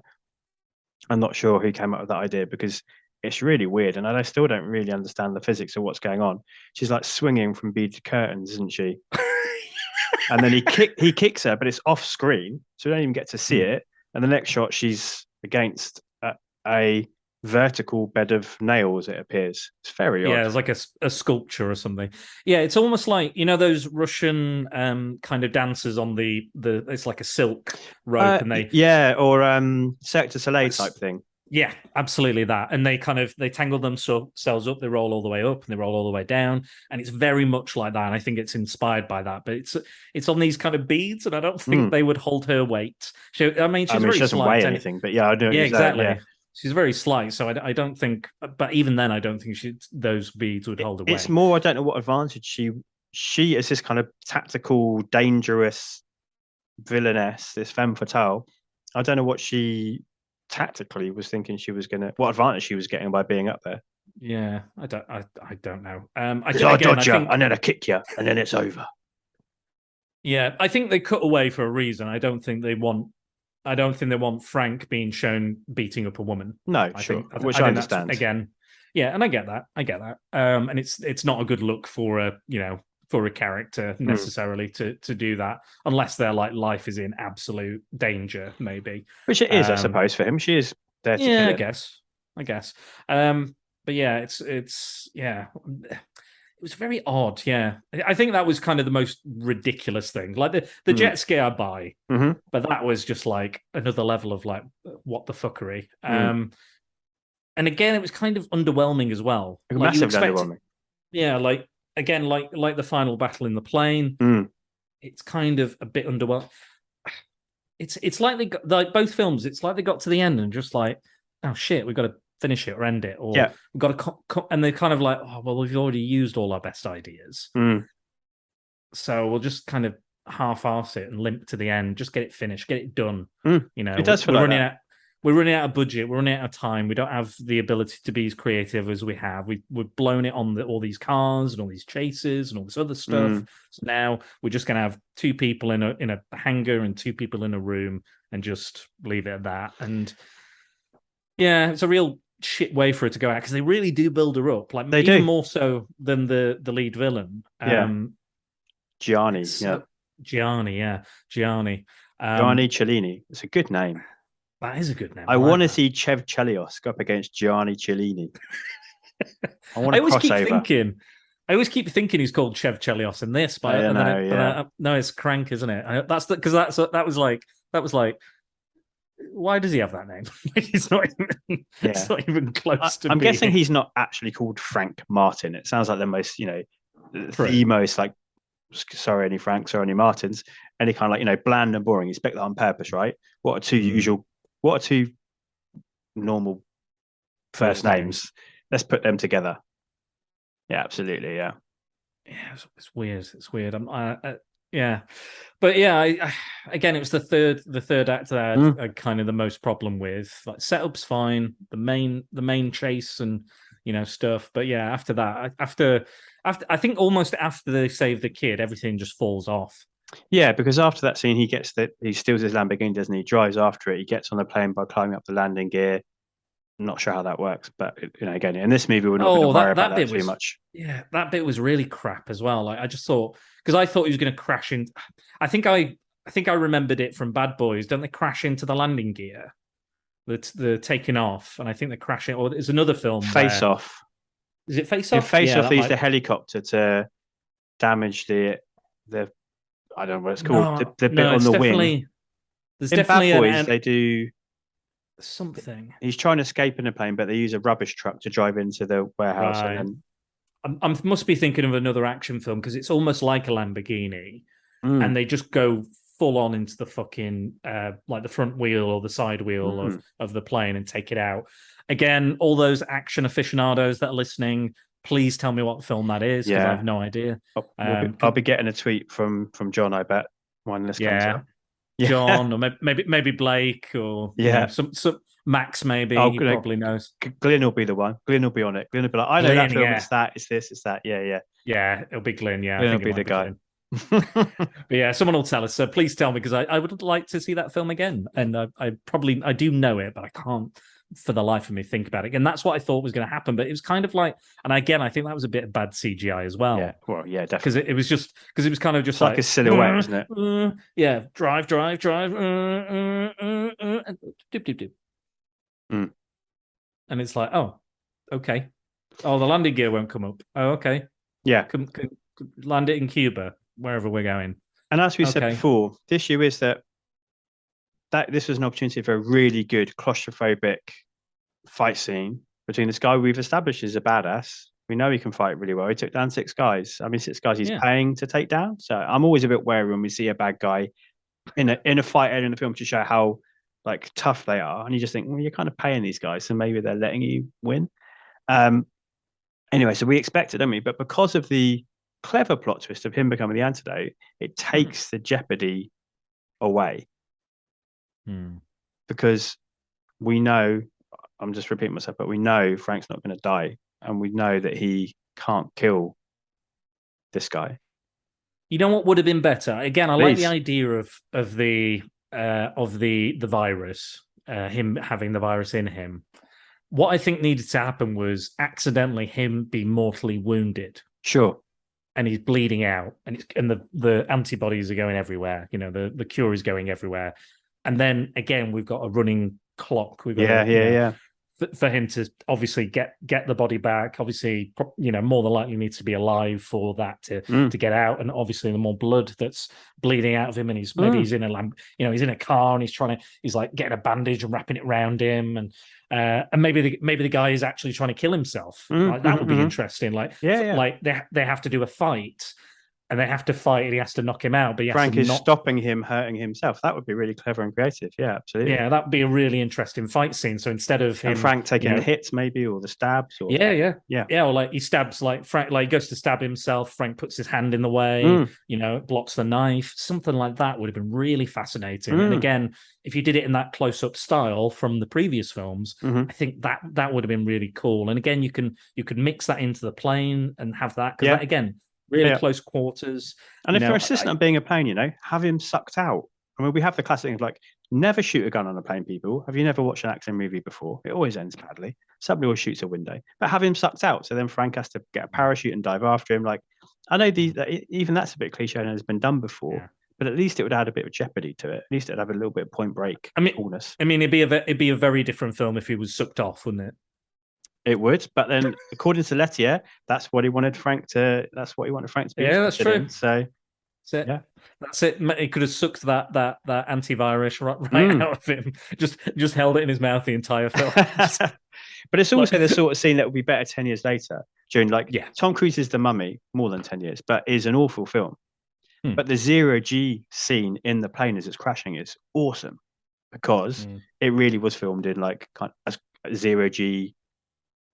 Like whatever you call it, I don't know, a tank or whatever. Yeah. So like again, if you could have done this, they didn't have the technology to do that then. But if this had been done in like a real 0G environment, then that would have added something to it as well. So unfortunately, it was just in that time period where they didn't have the budget to pull off what they needed to do, or the technological advancements that we've got now in order to do it. Yeah, it did make me think of when we did 1941, because there's that shot in the plane where they're in the plane, the two people, like the creepy guy and the girl, and trying to have sex and stuff while flying, and then they have that shot where the plane completely flips over and all the stunt people go everywhere and all this other stuff. So I was kind of like, oh yeah, that reminds me of that. But I think they did it better there, and again, it was only one shot for that. But yeah, it just. I think it just there's such good stuff in it. Again, I was going to say it's like a really good sandwich, but the first half of it is really good as well. It's like you've got great bread on top, juiciest succulent filling, and then you've got a rotten loaf at the bottom. Yeah, it just peaks a bit too early, doesn't it? Unfortunately. Yeah. Yeah, I think they might have maybe rushed it a little bit in getting it maybe written, and they didn't consider a few of the kind of more plot holes or what to do, or like, you know. And if it's a big, like I think we talked about this before, like Michael Bay films kind of peak in the middle. I always find like there's a big, like the Transformers films, I'm always watching and I'm like, oh, this is a really good finale. And it's like only halfway through. Yeah. And I'm like, there's still 90 minutes to go. Yeah. Oh, there's going to be so many more. But yeah, anyway. The transporter. Obviously, you talk about the Stath illusion. I feel like I'm asking you all the questions in this. I'm taking over. This is my podcast now. Go for it. So you talk about the Stath illusion in every podcast. So where do we feel he lands? Is he on an upwards trajectory, or are we? I think. Well, I mean, I'm looking at the list in front of me now. I do think this is a high. I do think for all the nitpicks we made and the criticisms we've made, I think this is him knowing and owning who he wants to be within this genre of movie from this point forwards. Like, there's no doubt now. Like he's probably starting to call some shots now, I would have thought, on this film. And when you look at like you said, we've got Crank as kind of a separate thing. But when you look at some of the action movies that are coming in over the next kind of dozen that we've amongst them, you can definitely see where he's starting to own his image a bit more. So I think it's really important for that. And we've not actually criticized him at all. Not him. No. Because again, I think he's great. He does some amazing stuff. Again, they're trying stuff that's kind of maybe out of his comfort zone, maybe, which is a good thing. Try stuff out. Again, some epic stuff, and he owns it. He has the charisma, the talent, the presence. He's got all of it, and he's absolutely. It's just unfortunately it's the writing, I think, mostly. Yes. And the setting and stuff that's really let it down. Again, still very solid as action movies go. Like, I've seen a lot worse action movies than this. But I think coming straight after watching the other one, again, it's like when I do a Clone Wars, I don't consider things until I directly compare them. Yeah. And sometimes when you do that, obviously you can find stuff. And again, we expected this to be an improvement. And in some ways it is. In some ways it is a massive improvement. And in other ways, it's kind of let down. Yeah. But I do think you're right. I think this is still his baby. It's still his thing. He owns it. He goes, right, what are we doing? How are we playing this time? What are we going to do? We've got a jet ski, we've got a boat, we've got axes and katanas going off, we've got excellent driving sequences as well, when they're not in CGI. And yeah, absolutely fantastic. I think it's just again, I don't think it's a major kind of evolution for him. I don't think it's a huge kind of step, but it's a solid entry, I think, in his filmography, in his action filmography anyway, specifically like action and martial art films and stuff. Yeah. I think if you take him out the film and put in somebody else, it's a massively worse movie. Oh, absolutely. 100%. I think he needs to be the anchor. He needs to be Frank Martin. He needs to be the transporter for this film to work, because I know we've started saying it a lot, but he's the only one really that's doing this kind of thing. It's definitely high now, level, but even quality, then, he big budget. He has the looks to play that leading man. He has the charismatic screen presence to do a lot by not doing very much, which is a really difficult skill, I imagine. He can deliver stupid lines, as you know what I mean, but he can pull them off. He can do it. He creates chemistry with actors on screen, which perhaps other actors may not be able to. I mean, of course, there's lots of good actors, but I mean, like, when we were doing the season's greeting, sometimes we talk about how, like, there's certain characters, James Masters and Buffy, like, nobody can be on screen with him and not have chemistry, because he just brings so much chemistry to it. I think the Stath is similar. He brings chemistry to his scenes. I think you mentioned it before, he has this little twinkle in his eye. Even when he's being stoic and he's not giving any emotions across, you can feel something in there with him. And he's doing all of that whilst looking like he's doing very little. So I think, you take him out of this movie. I got so excited, then I hit the mic. That's what that noise was. It's like, whoa. You take him out of the movie. All these things we've said are nitpicks that affect the movie, but not too much, suddenly blow up, suddenly become much more problematic, because the actor you're going to put in is not going to This without the Stath Mhm. is a direct to video. Mhm. Guaranteed, it would have been a direct to video. And again, I'm not slagging off any of the action stars that do direct to video. You know, I like people like we talked about, like Michael Jai White. I'm a big fan of. I think he's really solid as a martial arts action star. I think he's also very funny when he wants to be. And we talked about what's his face, Scott Adkins. That's the bad. That's the. I was going to say Scott Derrickson, but I was like, that's very wrong. That's definitely not him. But I think if it was them, for example, again, very good, great martial arts, charisma, but they don't have the presence the Stath has. No, not for this type of film. Arguably, the Stath carries this film. Like he does carry it. Again, you've got some great actors. Great people behind the scenes as well, in front of the camera. But again, like you were saying, it's just a standard action movie with a bit of, with ropey writing and ropey CGI. Yeah, I think the transporter, I think what it's all bound down to for now, it's just come as you've been talking and we're coming towards the end of this discussion. I think the transporter is a film in which they cast the Stath. I know that he was, it was almost, the role was almost kind of written for him, but it was it's like a film first, and then the Stath is playing Frank Martin, whereas this here is a vehicle for the Stath. They kind of hung a story around. Yeah, we want to see you do more cool stuff as Frank Martin. We want you to do some driving scenes, some fighting scenes, some improvising. Corey Ern's coming back. What should we do with all of that? And I think that's where the difference is between the two. I also think we talked last time about that kind of Euro culture and that European filmmaking. And unfortunately, that's kind of gone as well. It has. Yeah. Because I think they're just trying to get more of an American audience on board. And again, it's in Miami. They've got these American actors in. They are really selling the fuck out of it to America. They're like, this is your next franchise. This is your next El Mariachi trilogy, because you've got the lower budget small one, then the next one's in America, it's in the language, it's in English, and then you get your Once Upon a Time in Mexico. So there's that, and I think that's kind of what they were trying to do. And I think because of that, kind of lost a little bit of its identity as well. Yeah, great shout. But again, still solid, still really good, still a great entry for the Stath. But I think and again, he is the star of the show, and this is and you're here for this. You're not coming to this film going, oh, Keith David was really good in that. No, Keith David is solid, but his role is forgettable. It's just, I'm a cop. Yeah, and he delivers as that. He delivers what he needs to do, but it's not.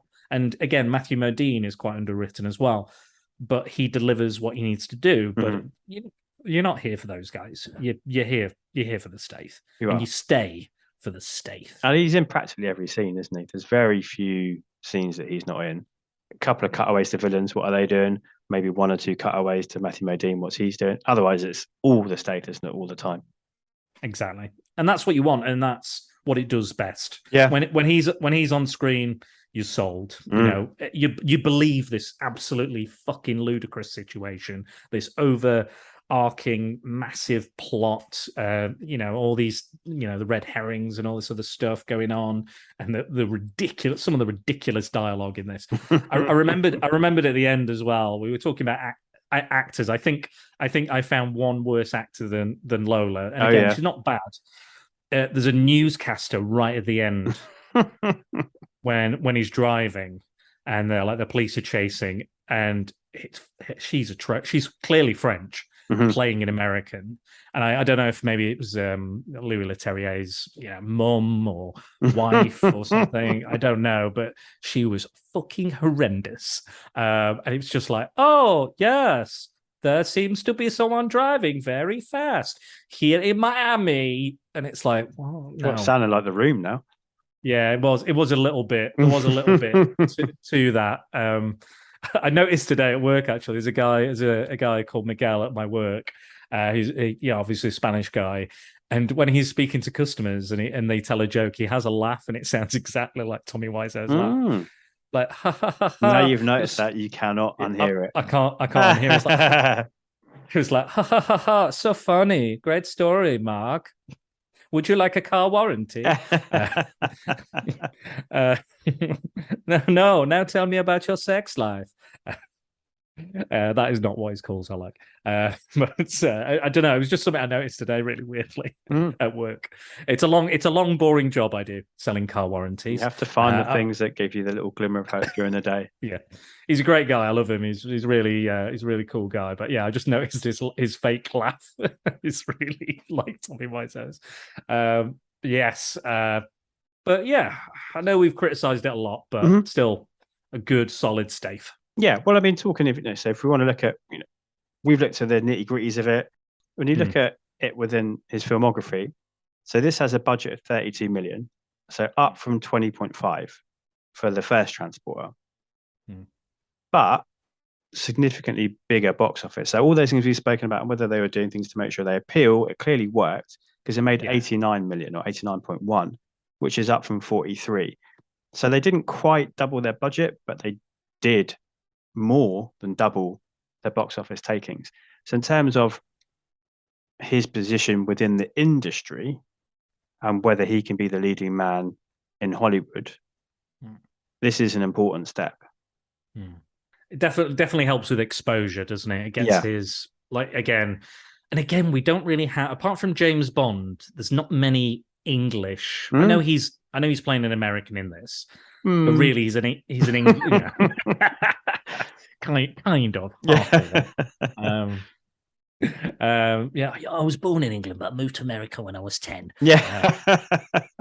There's definitely something. Somebody's seen him. They're seeing more. People are seeing more of him and what to expect from him and the type of star he is. So I think this is, like you were saying, is a big step in his career and his inevitable rise to superstardom. But I don't think we're quite there yet. We're not, and he's not going to make this kind of money for a while. I will say, looking at my list, it's going to be a while till he's doing these kind of figures again. Which that doesn't mean the films are bad. It just means perhaps, as you said, like this is an important step. Perhaps he's not quite found his groove from the audience yet. Well, he might also, like, I'm one for variety. When I was an actor, I would try and take different roles, things I'd never done before, and different types of plays and roles and styles and genres. So again, it could be that. It could just be like, I've done this. I feel like I've mastered this. Let's try this out. Or let's go and do. There's a little bit of that.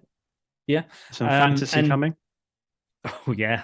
I think I said I'd do that one, didn't I? And I've got Andy as well, so that's going to be excellent. Time.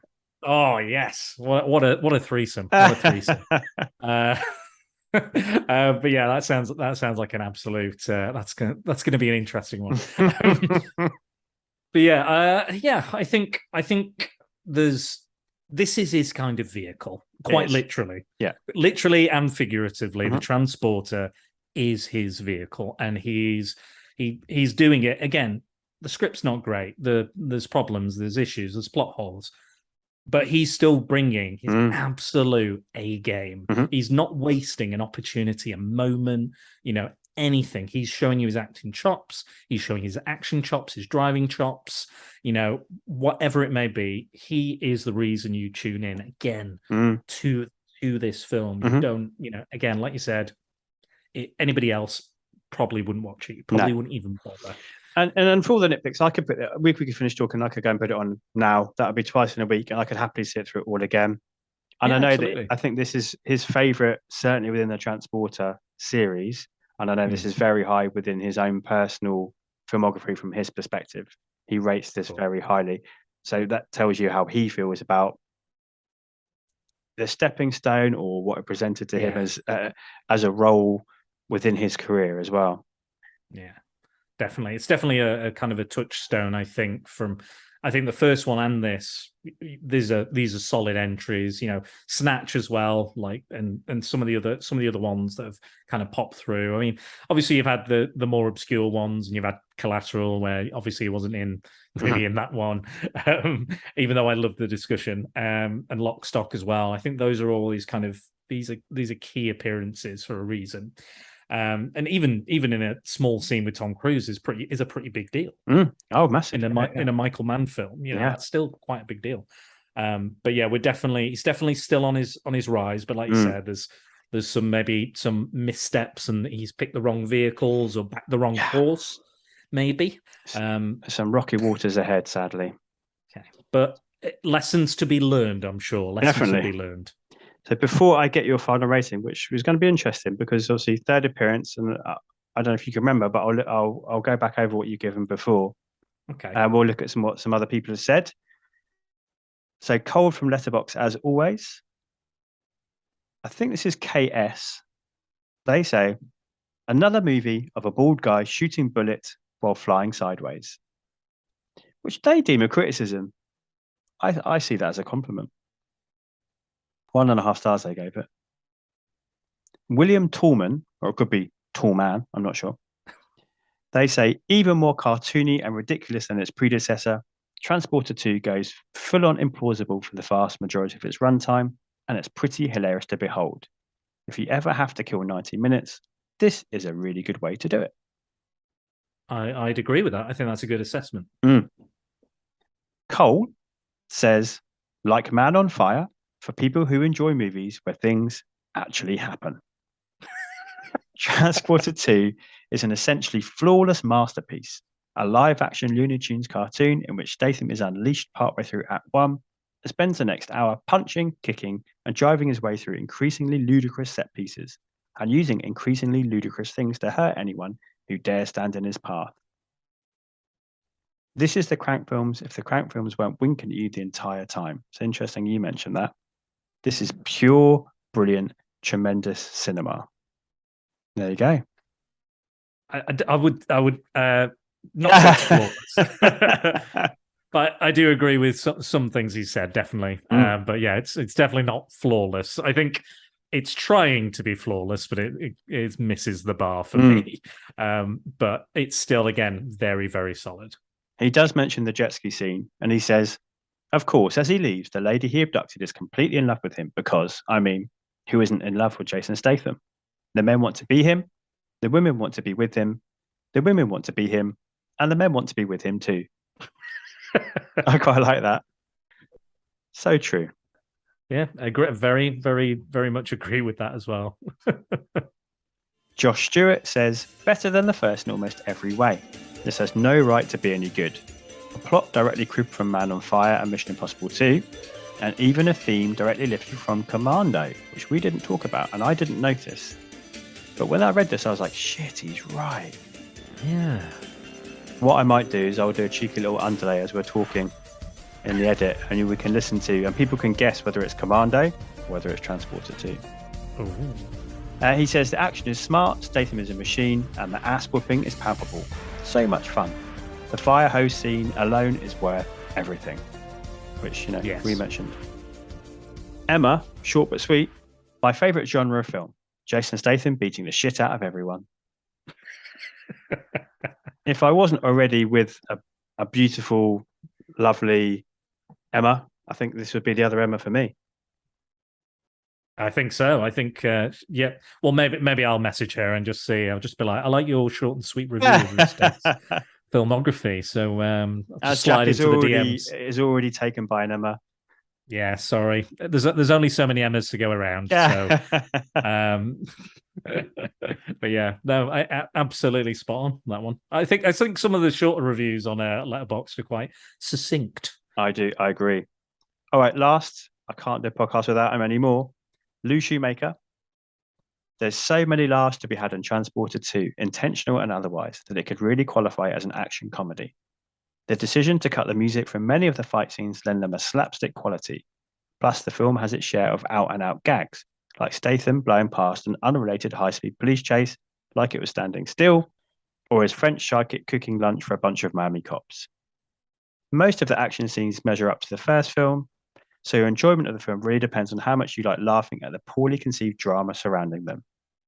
This is the first film in which Statham is teamed up with a cute but untalented child actor, Harsh, in an attempt to soften up his image. He has zero chemistry with kids, so it's always hilarious to watch him pretend to care about them while kicking ass. Jason Statham has reached peak Statham here and will thankfully stay that way until at least present day. He doesn't get a lot of respect as an actor, but it really is a testament to his talent and choice in acting choreographers that, even when surrounded by mediocrity, he churns out a half dozen rock-solid action scenes. Which, as you used the word just now, succinctly says everything we've just done in nearly 2 hours. Yes, there's a reason my podcast is called Prattle World, because I just go on and on and on and on and on, and they go on for a long time. And I usually just go over the same points over and over again. I agree with him for the most part. I think the kid actor is actually pretty good. So Yeah, I think I that's agree. a little harsh. Yeah. Like when you've seen as many bad kid actors as I have, when a good one turns up, you notice. What was evident from my research, though, was that there is a lot of love for this movie. Like that first one I read out was obviously very critical. There weren't many others, if I'm honest, and I trawl through for quite a way usually to try and get a nice broad scope. But most people were talking very highly of this. So yeah, I guess they're on board. Once you're on board, you're on board, right? I think it probably is a little underrated. I think the franchise is a little underrated. And I think this film probably is underrated as well as the first one. I actually haven't seen the third one. I thought I had. Okay. But I actually haven't, so it'll be interesting watching that one. So yeah, I'm not sure what to expect. I think I know sort of the plot thing that happens. I'm sure you do. I think I know he that transports main. Yes, that he definitely does. I'm sure he does. But I mean, there's a convention in it that I think I'm aware of that is which is in the thing. But I think that might add something to it. I won't spoil it for people who haven't seen it. Even me, I'm not going to even spoil it for myself. But I think I know. I think I've seen a little bit of it, but not the whole film. But yeah, I always meant to go and see it. I think I was going to go see it at the cinema. I never did for whatever reason. I think I asked someone and they said, I don't want to see that. And I went, oh, okay. Oh, that's my bad, Ruben. I should have gone on my own. That's what I should have done. But we all learn that first time we go by ourselves, though, we all learn that, like, why have I not been doing this forever? Exactly. I pretty much see most of the films now on my own, I think, apart from the odd one, just because it's less time to organize. I can just, run out of work and go to the local cinema quite easily. So I just go, and obviously I want to avoid all the spoilers, so I'll go as soon as I possibly can, and then I'll be disappointed or I'll be pleasantly surprised or somewhere in the middle. So speaking of your strong opinion, let's get there. Yes. Yeah. Are you pleasantly surprised or are you disappointed? Let's see. So this is your third appearance, second transporter. You're my very first guest for Lock Stock, which you said in the Stath filmography was a classic. You were then back for the first transporter, which you said for the Stath filmography was a classic. So, is it third time lucky, or has he dropped in your estimation? So remember, we're at classic, worth catching, or completist only. So, if we're talking the Stath, if we focus again on the Stath, and it's his journey, it's his story, it's his Stath-olution. I think this is a classic. I think in regards to himself and his growing talent, career, charisma, his stardom is definitely on the rise. I think I've got to consider it a classic. Again, we've nitpicked all the other stuff, but again, there's no criticism really, apart from the wobbly accent towards, and we knew that going in anyway. We knew that in the previous film, and we knew that in some of his other ones as well, upcoming and previous. So I kind of knew that going in. I'm like, right, it's not going to be very good. But I think even though I've criticized it, it's not the Stath's problem. And again, when the Stath is in it, and when it's good, and when it's great, when you've got the chase sequences, the fire hose, the axes and the katanas going off, the excellent driving. The middle section of this film is impeccable. And I think the first act is really solid as well, just building the story, the characters, the relationships. It's just kind of some of the latter stuff mostly that lets it down for me. But I think if we're talking the Stath and we're talking some of his kind of, again, like I said, touchstone in his career, I have to agree with him. I think it is one of his stronger films. And again, if you go in with an open mind And if you just go in knowing that it's ludicrous, it's over the top, it is a cartoon, then you probably won't have such a bad time with it. And you have to kind of forgive some of the stuff. I mean, we're all forgiving of our films, of your favorite films. There's problems with every film, and I think if you'll forgive that, and I think that was our main issue, was that we hyped it up for ourselves too much. Agreed. I think that was our own fault. That's our own problem. And my friend Dan Keatis sometimes says when you do that, you kind of get in your own way. When you're expecting something and you go in and though it doesn't quite meet your expectations, but were your expectations too high? Were you, And I totally agree with him. I think we made a mistake in that. But again, we hadn't seen it for a while. We remember it being pretty good. For me, it was all about. I think it was experiential as well. It was out at a time when I was in my mid-20s. I was living in a house share. We were all like-minded, Mario Kart, GoldenEye, watching stupid action movies. And I think we probably just had a fucking great time watching this. So we watched it again and again and again and again and again. My sister will be reliving this in her head. Hopefully she's listening because she was part of that crew. So I think for me, 20 years later, or not quite 20 years, but 15 years later, I don't have that anymore. That's a different phase of my life. So I think perhaps that's affected it slightly. So I agree with you. Like, I definitely went into this wanting it to be the be all and end all, and I had a great time with it. And as I said, afterwards I was a little bit deflated, but the more I've thought about it since watching it, it's started to creep back up because I think I've got that bit of distance from those high expectations. Sure. Yeah, absolutely. And again, it's still a classic. Again, I think I've been a bit more critical on this one than the previous one. I think I just kind of I was too entertained by the first one because I expected it to be less. So it's the exact opposite of this one. I expected this one to be better, but I expected the other one to be a bit worse. So yeah, it's an interesting one, but yeah, definitely a classic for me. Yeah, you have to see it if you're a Stath fan. If you're looking for a good Stath film, this is it. Nice one.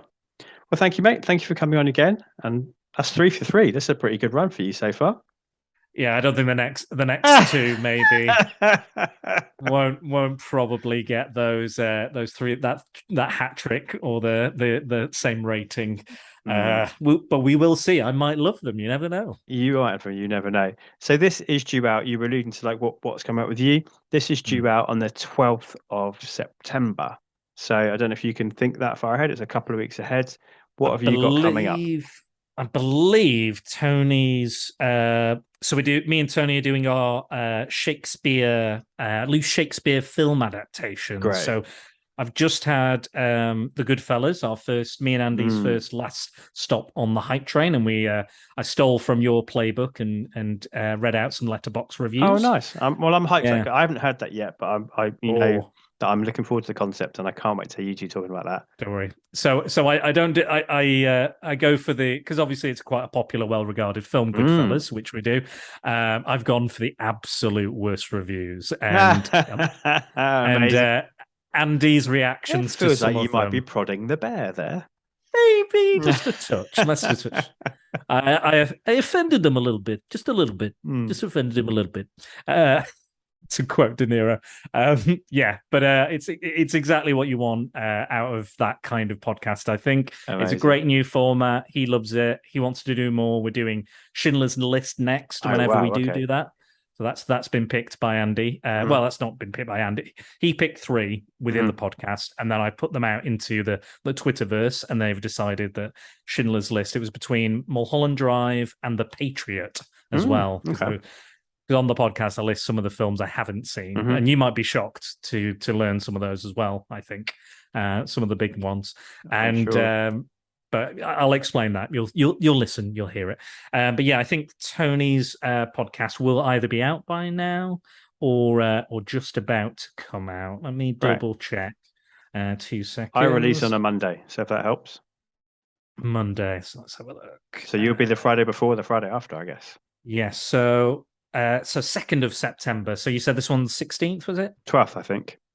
12th, yeah. So 10 days prior, Tony's one will have come out, and we'll be talking very loose Shakespeare adaptations. So it's nothing too faithful to Shakespeare, really. So some of them get very loose and will argue kind of why we consider it a Shakespeare adaptation. But there's a lot of fun films in there. It's not all kind of doom and gloom and tragedies and stuff, but I think some real quality films. Tony doesn't like some of mine, and I don't like some of Tony's, but that's part of the discussion and part of the fun. And it was great talking as an actor of several Shakespeare plays and studying it, and speaking to a teacher who is trying to get people reading, get young people interested. And I think some of these films are the type of films that would be able to entice young people in, and that's what it's all about. And we talk about how storytelling all kind of comes back to Shakespeare as well. So it's quite a classy one for my channel, I think. I think people will enjoy it when it comes out. So best so not listen very long side now. by side with Demons and Demons 2, I think. Those are the absolute zeniths of the kind of stuff I do. But again, there's a lot of variety in my show, and that's what I want. That's what I like. Variety in guests, topics, discussions, you name it. But yeah, that's what I'm all about. But yes, and you can find me. I'm sure you're going to ask where people can find me. So you can go on my website. So it's spiderdan.secretballs.com. So we talk about cult movies and comic books mostly, but all sorts of stuff as well. A little bit of TV here and there. But yeah, all the kind of social media stuff's there. So spiderdan.secretballs.com. You can find all the links. I won't bore you. I think most people know, and you'll probably put them in the show notes anyway. I will. Being the good man you are. So yeah, Spider-Man and the Secret Balls just links to everything. I've got all my collaborations, so this will be on the website as well. I've got all my links to all the different podcast catchers that it's on, question and answers, you name it. It's all on there. So go check that out. Go check out some of my episodes with Jack as well, and all the episodes I've been on as well of Jack's as well. They're amazing. Lovely. And there'll be one more coming. Speaking of sometimes TV, at Christmas time, you and I. That's we're right. Discussing our favourite Christmas episodes, won't we? Absolutely. Yeah, I can't wait for that one. I'm gonna do some deep research into that. I'm not sure what I'll have. Again, I'll try and pick stuff I've not seen probably. Yeah, there's a broad range, isn't there? But I've been looking ahead. I feel fairly solid at my 5 already, which is a bit scary to be saying in August. Okay. I think I've got one probably that I'll definitely. I've not really thought about it too much. It's a little bit a little while away, but I've got a lot of stuff on before then. But yeah, I'm definitely considering. Are we doing like alternative? Are they alternative ones because it's alternativity stories? Are they just our favorite kind of Christmassy episodes, do you think? Or great point. That might we'll discuss off air because that might suddenly alter my list completely. I know, maybe. Yeah. We've not discussed it in full, but it's there. But this is just admin. You don't want to hear about our admin. Go listen, like, subscribe to this and all the other good people at the Comics in Motion Network. Thanks, mate, and thank you everyone for listening and partaking in this journey with me through the Stath's filmography. Of course, that was Transported too. And then next up in a fortnight is London with Tony Farina, The Glutton for Punishment, followed by Revolver with Chris Phelps, another Glutton for Punishment. So for anyone that's watching along, enjoy this double bill that's coming up. Hopefully this should make some good conversations because I'm not sure it's not 4 hours of great watching, unfortunately. Yeah, I can imagine. I'm Jack's Musings, and that's JACS, and you can find me on Twitter where I'm most active. You can also contact the show directly on Twitter under the name Back to the Filmog. Make sure you use the hashtag #FollowTheFilmography. This show has been presented to you by the Pop Grillers, a collection of hive minds who provide spoiler-free reviews of anything from pop culture in less time than it takes to listen to a song. I'm also a proud member of said Comics in Motion family, a super place full of the world's greatest people dedicated to bringing you podcasts on a variety of geeky topics. So, as Dan said, please make sure you take the time to search, subscribe, and rate our shows whenever and wherever you listen. Until next time, be excellent to each other and make sure you take the time to treat yourself too. I am Jack signing off. Yippee-ki-yay, movie lovers.